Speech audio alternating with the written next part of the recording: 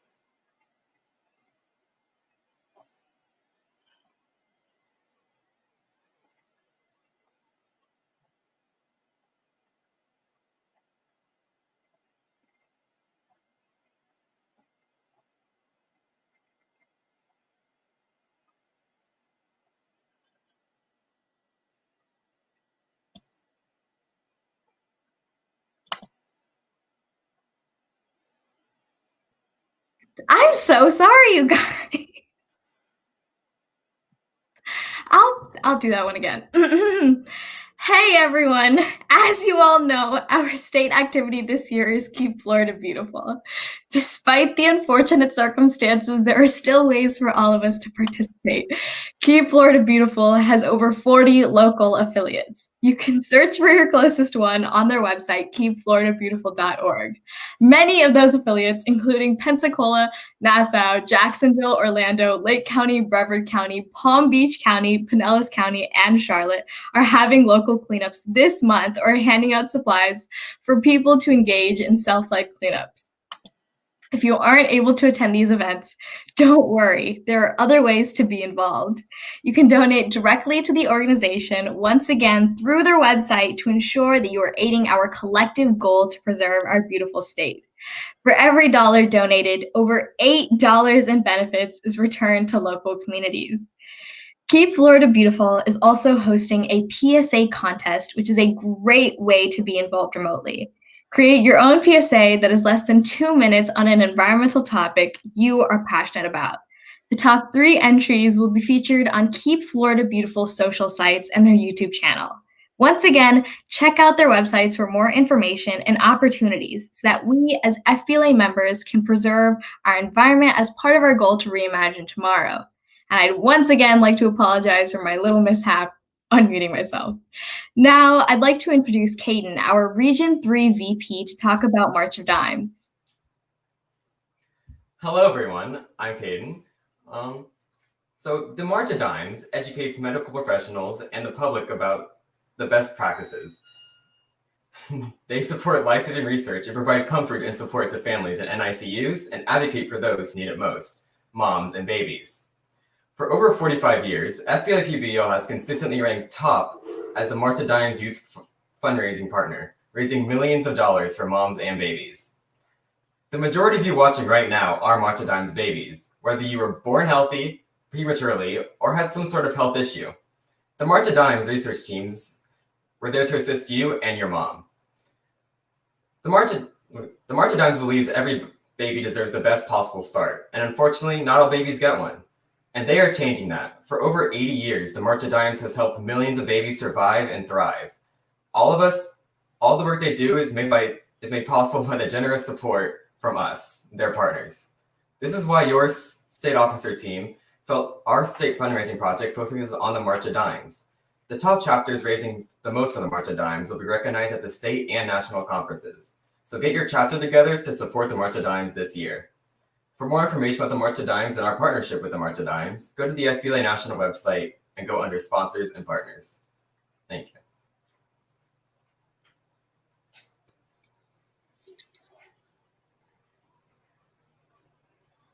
Good evening, everyone. Like every year, FBLA competitions will be held this fall through the winter. Many of you have reached out to the state officer team asking for suggestions about what competitions you should participate in. And the entire team agrees. We don't want to give you a specific competition because it's different for everyone. More so, we've come together and given you a few suggestions that we think will help you both pick the right competition and help prepare to the best of your ability. So I'm here to talk to you tonight about presentation and speaking events. If you are new to FBLA or public speaking, I highly recommend you start this year by doing an introduction to competitive event, such as intro to public speaking. These events are made for people who are not used to public speaking, and it allow you to put your foot in the water without falling in. When it comes to actually choosing an event, pick something you either know extensively about or something you are interested in. It will always be best to present something you know, so you are less reliant on flashcards or notes. It also makes the research process and composing of your presentation and your research easier and more enjoyable. If you choose to do a group presentation, make sure you work with friends who understand you and that you can trust and will have your back and allow you to flow throughout the presentation. When answering questions as a group, always defer to the person who knows the topic and the question the best. Make sure you go in with some sort of gesture so everyone understands and knows who's going to take that question. And remember, it's not against the rules for someone to step in at the end and mention something that maybe your team member forgot. Just keep in mind that a lot of Q&A times have a limit. And be mindful that the less time you give, the less questions you can get. Now I'd like to hand over to Alexis to talk about testing. Hello, everyone. As autumn progresses and winter approaches, so does competition season.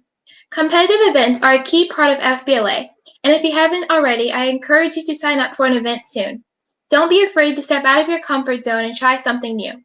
Competitions are a great way to challenge yourself, broaden your business knowledge, and gain experience in a particular field. Many events require you to do testing. This is especially true for this year as more events are shifting to a virtual setting. With tests, you have 1 hour to answer 100 multiple choice questions. If you'd like to create a timing strategy to ensure you finish within the time limit, definitely plan it out beforehand so that you don't waste time during the test. I highly suggest coming up with a timing schedule so that you ensure you have time for each question. You also might want to give yourself the most time to answer the last 10 to 20 questions, because these will be used as determining factors if there's a tie. So I have a few tips to help you ace your test event this winter. First, usually answer choices that contain extreme words like always and never tend to be incorrect because they are very definitive and they leave no room for exceptions. Next, look for grammatical inconsistencies between the question and the answer choices, as answers that are true but don't fully answer the question tend to be incorrect. Finally, make sure you know your event very well. Start preparing for it early and do some research on the topics you'll be assessed on. I know it can be hard to concentrate on competitive events while school's in session, so I suggest you spend some time over Thanksgiving break or winter break preparing and practicing, because it's no fun to stress over your event at the last minute. Plus, performing well in your tests and in your event overall is a great way to level up your college resume, and your experiences could even serve as unique topics for your college essays. Up next, I'd like to introduce your state parliamentarian, Jennifer Lawrence, to discuss NonStop November. Hi everyone, we're having some technical issues from my end, so we had to abandon the camera, but I'll be talking about NonStop November right now. So NonStop November is the second part of the National FBLA Chapter Challenge. The Chapter Challenge is a series of tasks formulated by the National Office to encourage chapters to recruit, retain, and increase member involvement throughout the year. We are currently 19 days into NonStop November, as it runs from November 1st all the way to December 10th. The challenge consists of 10 tasks, 3 of which are mandatory and 7 of which are chosen from a list of 12 optional activities. All of the tasks have been virtually adapted to adhere to COVID-19 standards. Many of the tasks are very doable within a short amount of time, from having 2 members work on their BAs to sending a letter to first responders. Not only does NonStop November help chapters grow, but chapters who complete it will be recognized on the FBLA, PBL, social media, in addition to receiving ribbons at NLC. More information about chapter challenges can be found on the FBLA PBL national website. We encourage all chapters, big or small, to complete the challenge. And now we'll answer some of your questions asked during the Q&A portion of Fall Leadership Conference.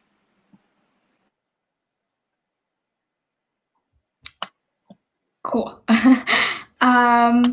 So personally, I think being a state officer has been one of the best opportunities that I was provided and have had, and thus far, one of the best experiences that I've had.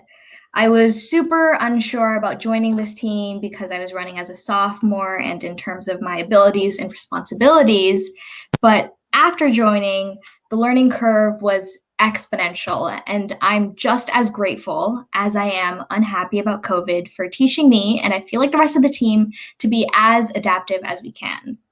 I've learned a lot from this team and the responsibilities that I've been given, and I'm deeply grateful to the incredible group of people I got to meet. It definitely has its caveats in terms of the time commitment and sporadic stress, since you are now serving thousands of people at the state level rather than a couple hundred at the district level or a couple dozen at the chapter level. But I wouldn't trade this for the world. I would recommend it to any of the district officers out there who are wondering what their next step in FBLA and in leadership should be.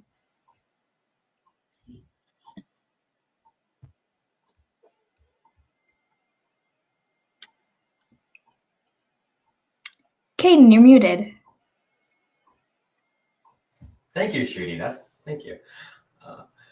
As a state officer team, what will you do for the growth of middle level, a section of FBLA that seems somewhat like a second class?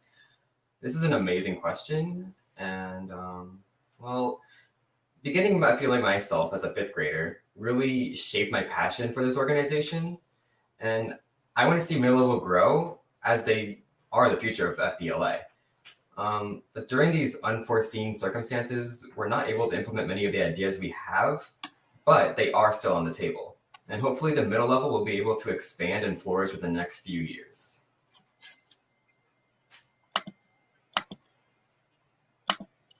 So the number one skill that I've acquired is the ability to be flexible in the face of uncertainty and changing circumstances.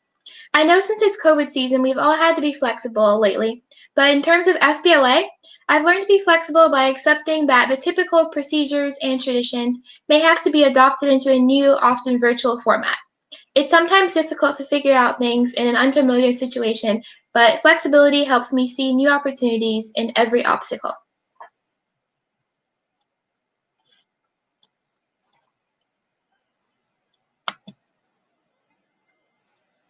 Was it hard becoming FBLA state president? Oh boy. It was definitely nerve-wracking, and it definitely took some effort, but at no point did I feel like I couldn't become the state president. I mostly credit this to the fact that I served as a state officer before this. My term as Region 5 Vice President last year was an invaluable opportunity to prepare me for this position. Being able to work with last year's President Michael Chen taught me a variety of skills of which I frequently rely. So while there are some challenges that arise, through what I have learned in my years in FBLA, I feel much more comfortable facing them than I did as a freshman or even last year as vice president, because I've gone through and I've had those experiences and I've learned from them. And there is nothing stopping any of you from going out and getting that experience, trying to better understand the organization, and maybe one day trying even to run it. So I've served at the chapter, district, and state level. I'd say that the state level definitely entails the most work, because instead of planning events for 100 or 1,000 people like you are at the chapter and district level, you're doing stuff for over 10,000 FBLA members across the entire state of Florida.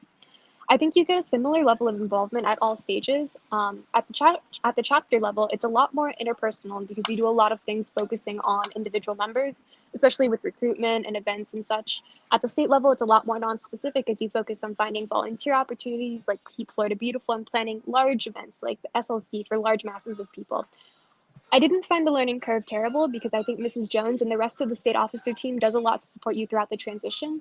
I would say no matter what, the level of work is worth what we do.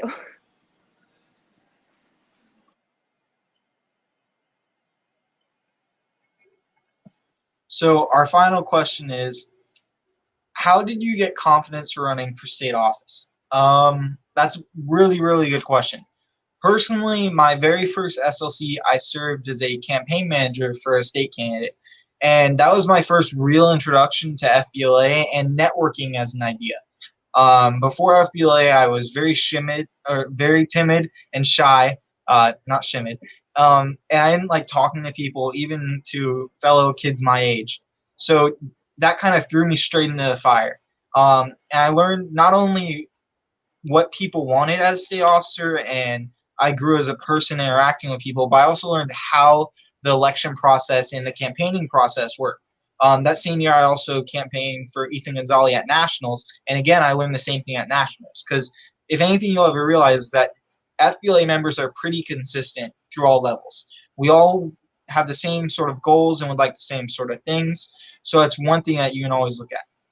And then the next year, I actually ran for chapter and district office, and so in that year, I sort of grew as a leader more.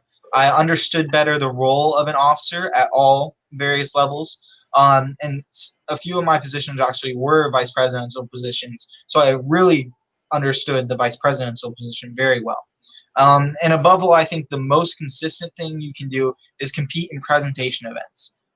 You're not standing in front of a crowd giving a speech, but you are giving long form presentations usually in front of several different people. And not only will you prepare yourself, but you can always get feedback from them. Look at your scorecards and even practice in front of your advisors to get advice.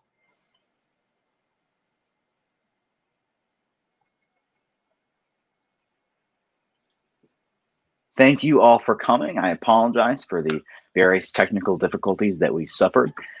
I hope you all learned something.